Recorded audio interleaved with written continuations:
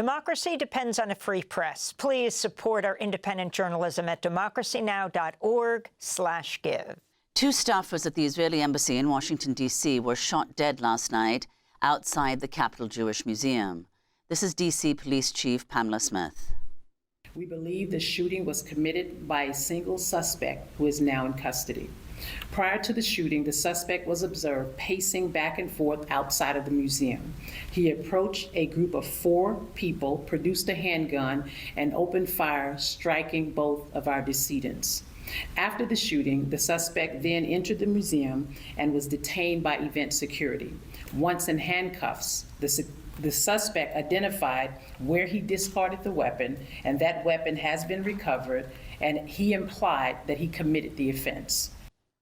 Israel's foreign ministry identified the shooting victims as 30-year-old Yaron Lischinsky and Lynn Milgrim. They both worked at the Israeli embassy and were about to be engaged.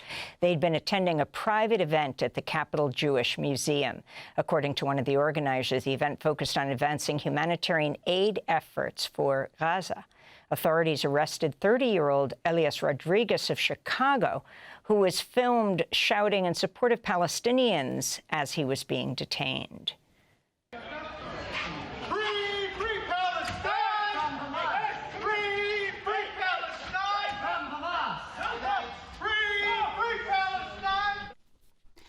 The journalist Ken Klippenstein posted what is believed to be a manifesto by the alleged gunman, Elias Rodriguez. In the document, he praises Aaron Bushnell, the U.S. Air Force person who self-immolated last year in an act of protest outside the Israeli embassy in Washington, D.C. Rodriguez wrote, quote, "Aaron Bushnell and others sacrificed themselves in the hopes of stopping the massacre, and the state works to make us feel their sacrifice was made in vain, that there is no hope in escalating for Gaza and no point in bringing the war home. We can't let them succeed. Their sacrifices were not made in vain." We go now to Tel Aviv, where we're joined by the Israeli journalist Gideon Levy, an award-winning Israeli journalist, author, columnist for the newspaper Haaretz, member of its editorial board. Gideon Levy's latest book is titled The Killing of Gaza, Reports on a Catastrophe. Thank you so much for being with us, Gideon. If you could first respond to the killing of these 2 staffers, a couple who walked outside of this American Jewish Committee event at the Jewish Museum in Washington last night. I mean, this incident can be only condemned. Nothing that Israel is doing can justify such a murder. It was a murder. And unfortunately, also, this kind of violence will not bring the Gaza war to its end. So it's tasteless, it's criminal, it's tragic. 2 young people being murdered. It doesn't serve anything, and it should be condemned and not justified by anything. Nothing can justify it. And Gideon, if you could just talk about what the preliminary response in Israel has been and whether you anticipate anything happening as a direct consequence of this murder.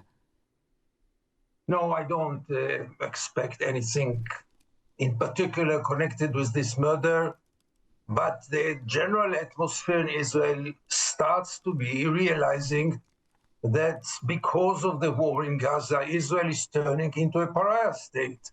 People start to digest it, start to understand that there will be a price for all the crimes, for the mass killing, for the destruction, and the longer this war will go on, the more damage will be made also to Israel. First, the main damage is obviously to the real direct victims in Gaza, but also Israel is going to pay a price for running this war for so long with so little justification, legitimacy, or purpose.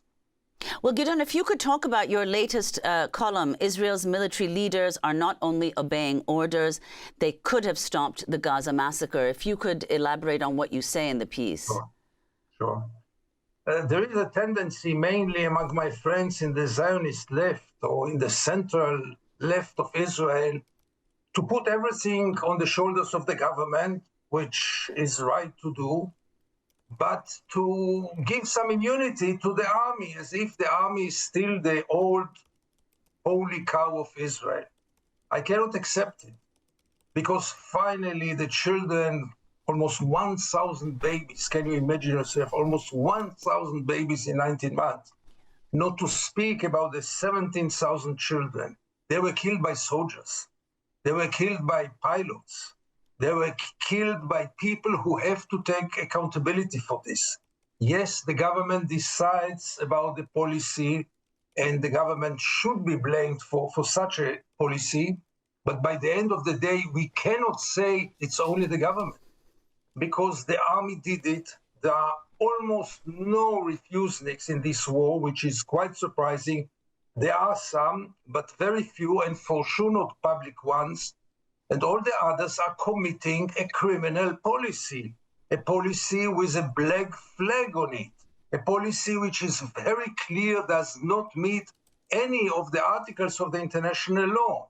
And therefore, to say we don't attack the army, we don't criticize the army, it's only the government, is really doing our life too easy. Yes, the army is very popular in Israel. We have to break this militarism once and for all and say, yes, the government is to be blamed, but so does the army. Everyone who took part in this bloodbath should be taken accountable. Democracy Now! Is funded by viewers like you. Please give today at democracynow.org/give.